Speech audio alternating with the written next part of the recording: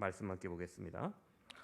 오늘 우리에게 주신 하나님의 말씀 여호수아 6장 1절부터 7절까지 말씀입니다.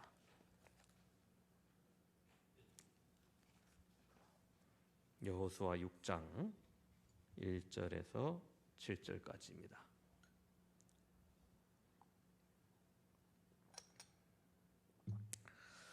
제가 봉독하도록 하겠습니다. 이스라엘 자손들로 말미암아 여리고는 굳게 닫혔고 출입하는 자가 없더라. 여호와께서 여호수아에게 이르시되 보라, 내가 여리고와 그 왕과 용사들을 내 손에 넘겨주었으니 너희 모든 군사는 그 성을 둘러 성 주위를 매일 한 번씩 돌되 엿새 동안 그리하라. 제사장 7은 7 양각 나팔을 잡고 언약궤 앞에 나아갈 것이요 7째 날에는 그 성을 7번 돌며 그 제사장들은 나팔을 불 것이며 제사장들이 양각 나팔을 길게 불어 그 나팔 소리가 너희에게 들릴 때에는 백성은 다 큰 소리로 외쳐 부를 것이라. 그리하면 그 성벽이 무너져 내리리니 백성은 각기 앞으로 올라갈지니라 하시매, 눈의 아들 여호수아가 제사장들을 불러 그들에게 이르되 너희는 언약궤를 메고 제사장 7은 양각 나팔 7을 잡고 여호와의 궤 앞에서 나아가라 하고 또 백성에게 이르되 나아가서 그 성을 돌되 무장한 자들이 여호와의 궤 앞에 나아갈지니라 하니라. 아멘. 오늘 설교는 광고 드린 대로 유초등부 통합 예배로 드리는데요. 아이들의 이해를 돕기 위해서 이제 그림이 많이 나옵니다. 어르신들이 너무 많이 그림이 나오면 좀 어색하실 수 있을 것 같은데 양해 부탁드리겠습니다. 사람에게는 해야 할 일들이 있습니다. 아이들은 학교도 가야 되고 숙제도 하고 열공도 해야 됩니다. 어른이 되어서는 직장에도 가야 되고 일도 해야 되고 가족도 부양해야 됩니다. 그래서 각자 의무라고 하기도 하고 좀 더 고상한 말로 사명이라고 하기도 합니다. 우리에게 주어진 일들입니다. 오늘 말씀에 이스라엘 백성들도 반드시 해야 할 일이 있습니다. 이스라엘 백성에게 주어진 사명은 바로 가나안 정복입니다. 요단강 넘어 이들이 가나안 땅으로 들어가야 되는 것, 너무나 중요한 일이었습니다. 하나님께서 이집트의 노예로 살고 있던 그들을 해방시키시고 정착할 땅 가나안을 주시겠다고 약속하셨습니다. 그 가나안은 그들의 조상 아브라함에게부터 했던 약속이었고 사람들은 그 약속을 잊을지라도 하나님은 그 약속을 잊지 않으시고 모세를 통해서 이스라엘 백성들을 가나안으로 가게 하셨습니다. 그냥 여러분 땅만 들어가는 게 아니라 하나님은 그 나라가 온전한 하나님 나라가 되기를 원하셨습니다. 그래서 가나안에 들어가서 이스라엘 백성들이 하나님 나라 백성답게 살아서 모든 민족에게 하나님 나라가 어떠한 것임을 보일 의무가 그들에게는 있었던 것입니다. 그래서 이스라엘 백성들이 해야 할 것이 가나안 땅을 차지하고 하나님 나라답게 하나님 나라 백성답게 사는 법을 익혀야 했습니다. 그럼 하나님 나라 백성답게 사는 법을 주셔야겠죠. 그래서 모세에게 시내산에서 10계명을 주시고 율법을 주신 것입니다. 하나님 나라 백성답게 예배드리는 법, 하나님 나라 백성답게 안식일을 지키는 법, 하나님 나라 백성답게 사람과 사람 사이를 지켜야 할 법, 또 하나님께 지켜야 할 법 등을 주신 것입니다. 이것을 잘 지켜 행할 때 그 사람은 하나님 나라 백성이 되고 그 사회는 이것을 잘 지켜나갈 때 하나님 나라의 사회가 되어가는 것입니다. 이 하나님 나라를 만들기 위해서 그렇게 율법이 필요했던 겁니다. 그리고 또 하나 필요한 게 있죠. 바로 땅입니다. 그래서 가나안 땅을 차지하는 것 정말 중요한 일이었습니다. 그렇게 이스라엘 백성들이 가나안 땅에 들어가기 위해서 광야에게 기다린 시간이 무려 40년입니다. 그들이 하나님 나라 백성답게 안식일을 지키고 하나님의 말씀을 들을 줄 알고 또 순종할 줄 아는 백성으로 교육받은 시간입니다. 그럼 여러분 40년 동안 준비하고 기다리는 동안 모세는 여호수아가 지도자로 모세가 죽고 여호수아가 지도자로 세워졌습니다. 백성을 이끌고 하나님께 사명을 받은 것 이루기 위해서 가나안 땅을 정복해야 될 여호수아는 정말 부담스러웠을 것입니다. 가나안 땅이 어떤 땅입니까? 하나님께서 말씀하시기를 젖과 꿀이 흐르는 땅이다라고 말했습니다. 이스라엘 백성들이 정착해야 되는 땅입니다. 여러분, 우리가 이사를 가려고만 해도 집을 고를 때만 하더라도 정말 꼼꼼하게 해야 되고 잘 골라야 됩니다. 교회가 가까운지도 봐야 되고 통근 시간이 얼마나 되는지도 봐야 되고 햇볕이 잘 드는지 수도가 잘 나오는지 등 여러 가지 고려해야 됩니다. 그들에게 가나안에 들어가는 것은 여러분 이런 한 집의 이사보다 훨씬 중요한 일입니다. 개인뿐만 아니라 모든 민족이 함께 들어가는 것이고 또 혼자 사는 땅이 아니라 자손 대대로 거주해야 될 땅이기 때문입니다. 그런 중요한 가나안 정복의 첫 번째 전투가 바로 여리고성입니다. 이스라엘 백성들이 가나안에 들어가기로 한 코스가 가나안 동쪽에서부터 이렇게 들어갑니다. 동쪽에서 서쪽으로 갈 때 요단강을 건너서 가나안으로 들어가요. 강을 건널 때 요즘처럼 한강 다리가 많으면 건너기 쉽겠죠. 그런데 다리가 없습니다. 사람이 적으면 그냥 배를 타고 건너가도 됩니다. 그런데 여러분 이스라엘 민족이 모두 태울 배는 없습니다. 어림잡아 200만 명이 넘는다고 하는데요. 그 사람들을 데리고 어떻게 강을 건너느냐 큰 숙제였습니다. 그러나 하나님께서 제사장들이 언약궤를 먼저 메고 요단강에 발을 담그면 그 강을 멈추게 하여 건너가라 명령하십니다. 그리고 그 말씀대로 순종할 때 이스라엘 백성들이 마른 요단강을 무사히 건널 수 있었습니다. 그렇게 가나안 땅에 들어와서 첫 번째 해야 할 전투가 있는 성이 바로 여리고 성이었습니다. 여러분 첫 번째 전투가 그래서 굉장히 중요하겠죠.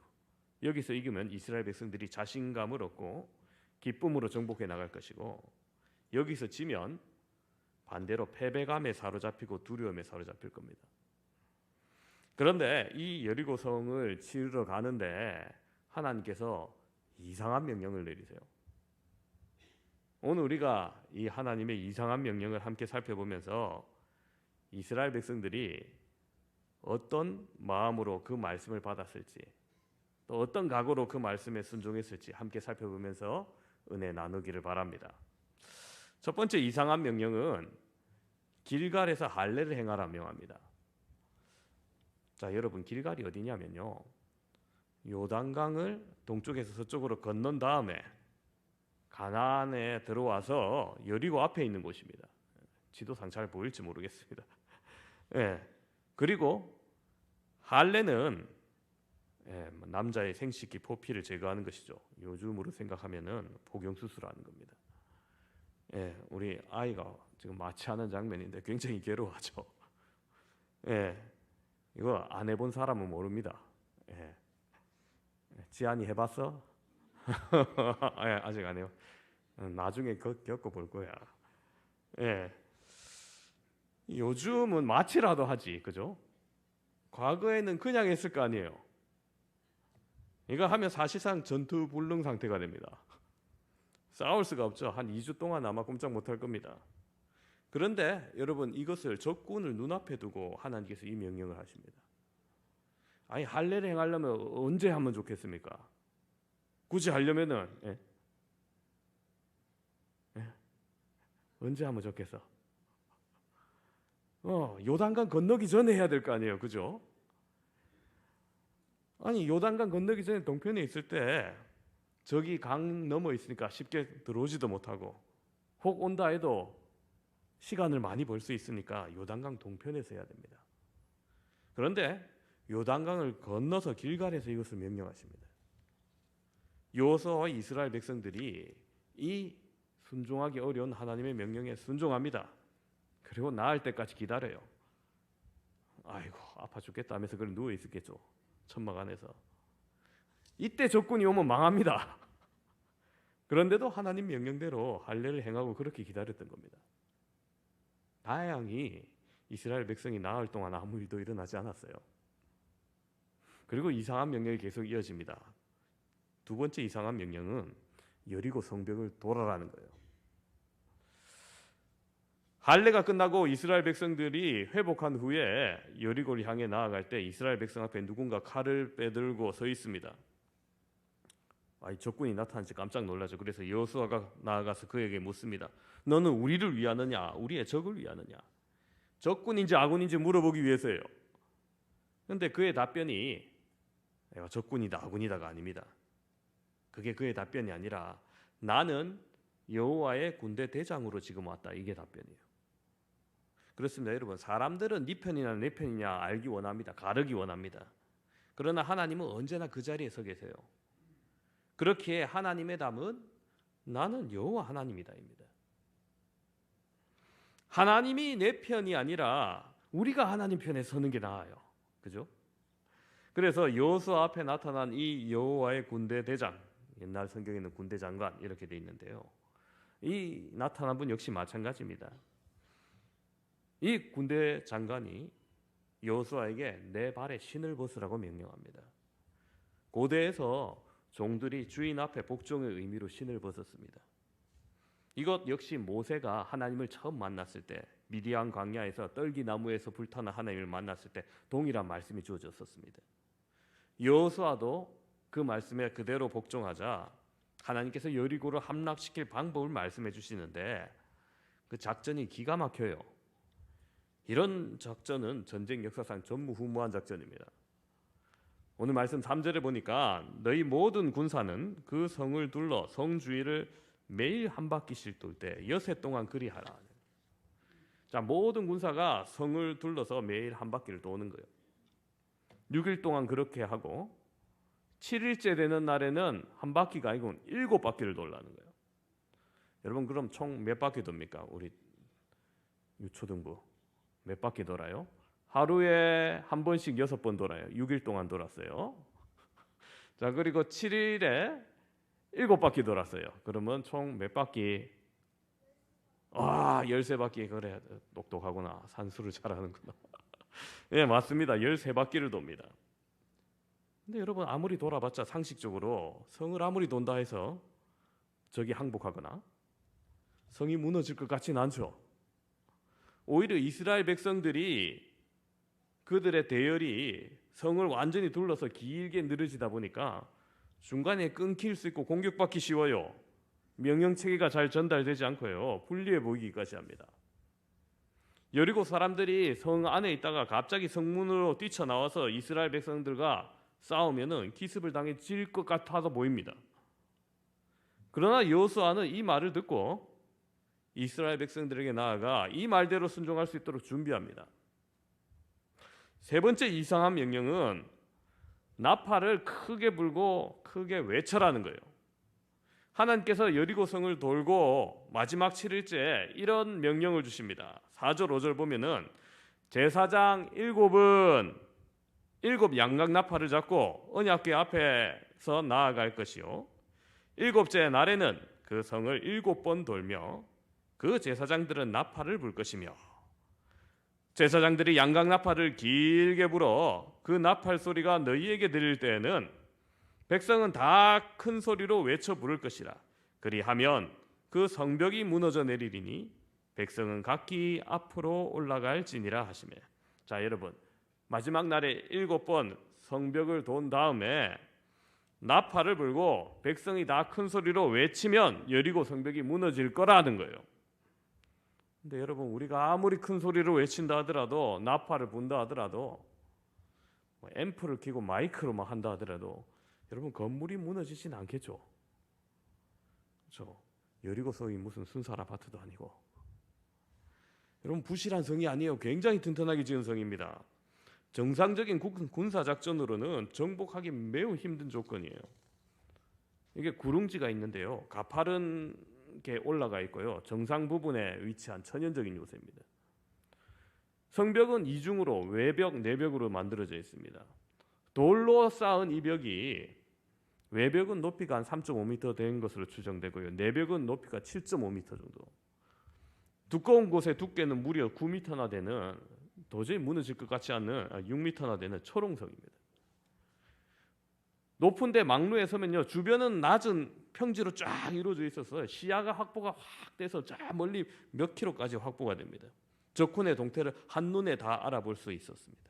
뿐만 아니라 저 안에 전투에 단련된 막강한 병사들이 있습니다. 쉽게 넘볼 수 있는 성이 아니에요. 보통 성 안에 있는 적과 싸울 때는 어떤 방법으로 싸웁니까? 옛날에 화살을 쏘든지 사다리 같은 것으로 가져와 가지고 성벽을 기어 올라가서 그 위에서 싸운다든지, 아니면 두꺼운 성문을 부수기 위해서 큰 돌을 공성병기로 던진다든지, 아니면 통나무 같은 것으로 문을 부순다든지 이런 방법을 씁니다. 그런데 성벽을 무너뜨리기 위해서 하나님의 명령은 이런 것과 하나도 관계없는 것 같아 보여요. 하지만 이 명령을 받은 여호수아는 그대로 순종합니다. 이게 그냥 전쟁이 아니라 이 전쟁은 여호와의 전쟁, 하나님의 전쟁, 영적 전쟁이라는 거예요.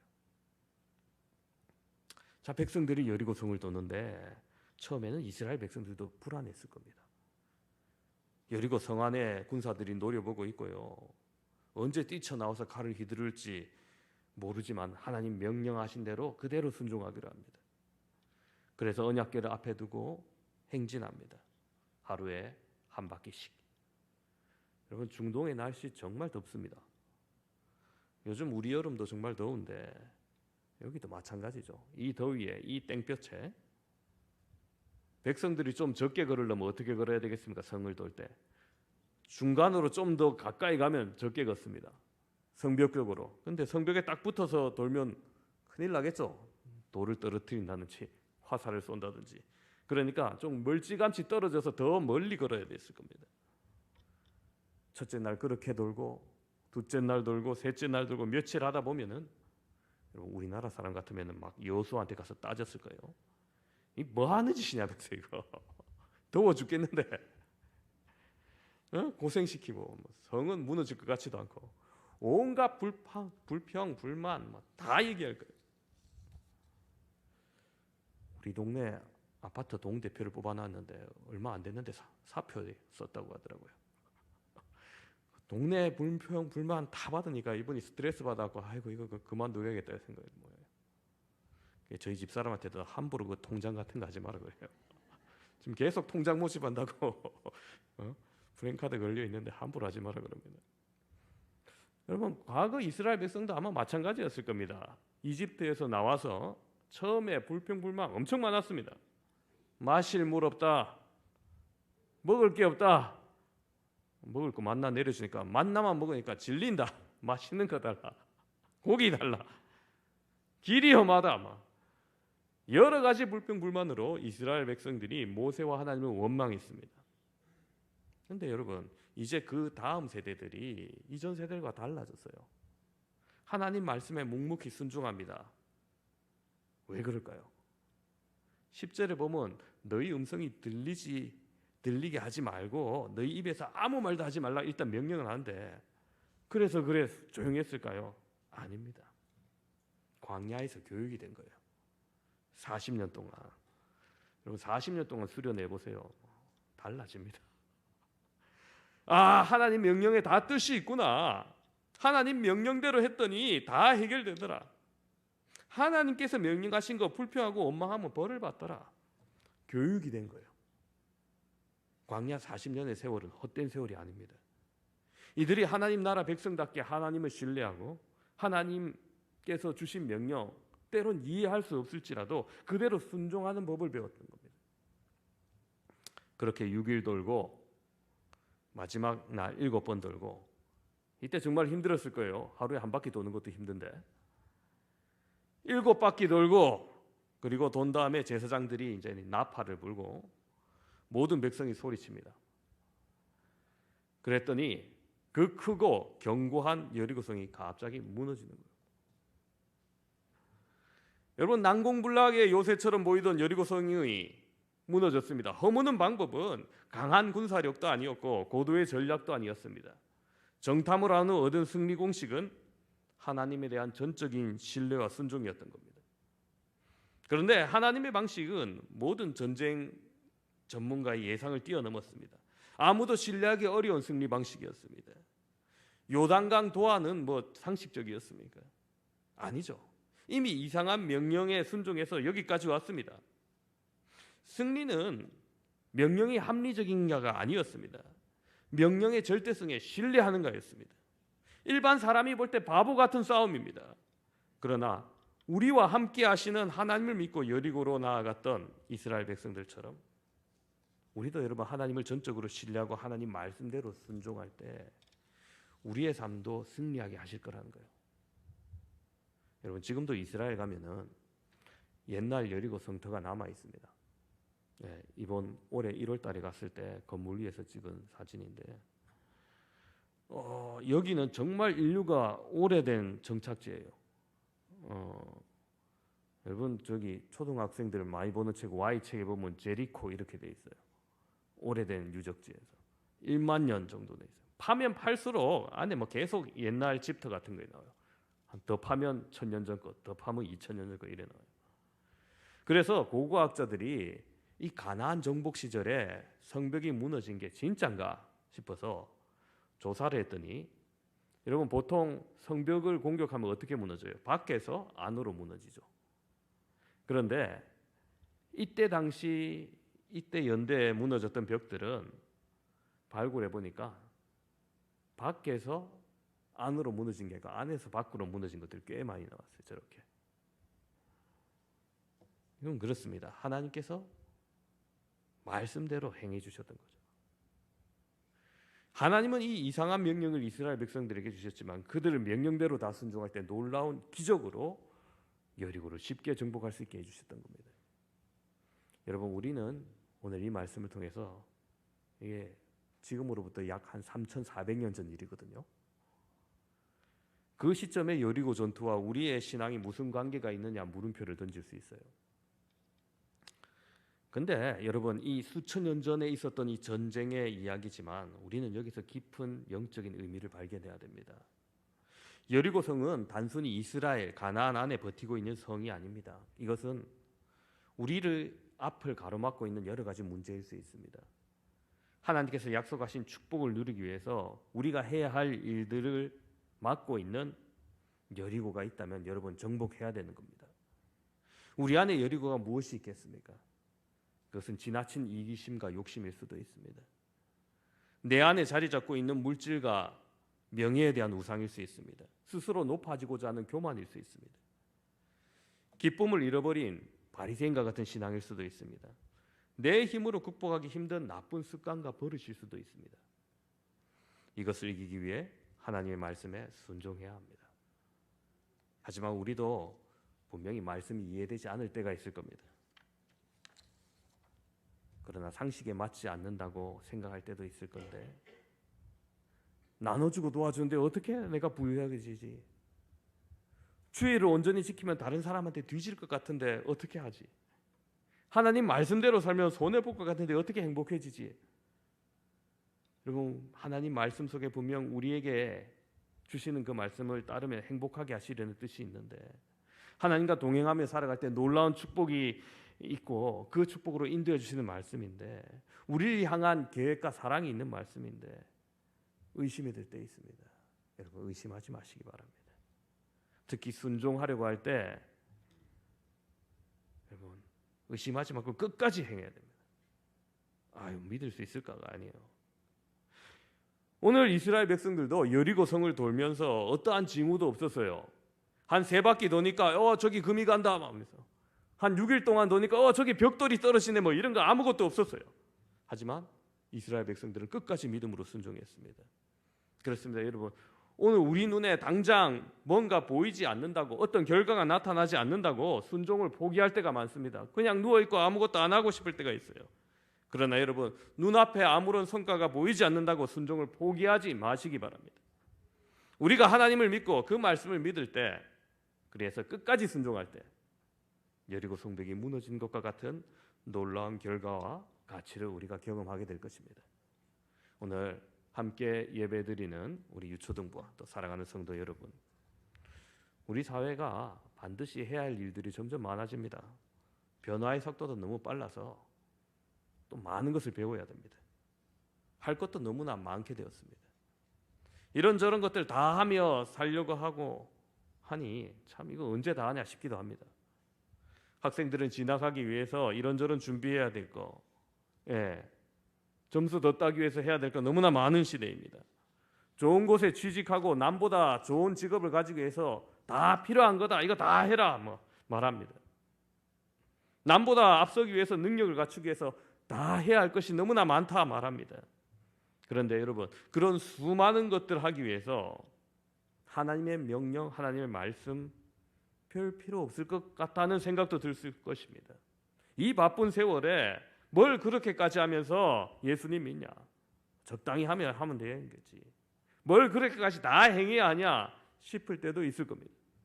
마치 여리고 앞에서 굳이 할례를 행해야 되냐 위험해 보이고, 마치 여리고 성벽을 도는 것처럼 별 관계도 없어 보이고, 마치 여리고 성벽을 향해 나팔을 불고 목소리를 외치는 것처럼 별 소용없어 보이기도 합니다. 그러나 하나님의 말씀을 믿고 그 말씀을 주신 하나님을 신뢰하고 우리를 향하신 하나님의 놀라운 사랑과 계획을 확신할 때 하나님의 말씀에 순종하고 그 순종은 우리의 삶을 놀라운 가치와 행복으로 이끌어 주시는 겁니다. 우리 하나님은 그런 하나님이십니다. 오늘 이 자리에 모인 우리 모든 성도 여러분, 우리 모두 하나님 말씀을 다 이해하지 못하고 또 그 뜻을 다 깨닫지 못한다 할지라도 순종하심으로 이 놀라운 하나님과 동행하시며 하나님 나라 백성 되시기를 주님의 이름으로 축원합니다.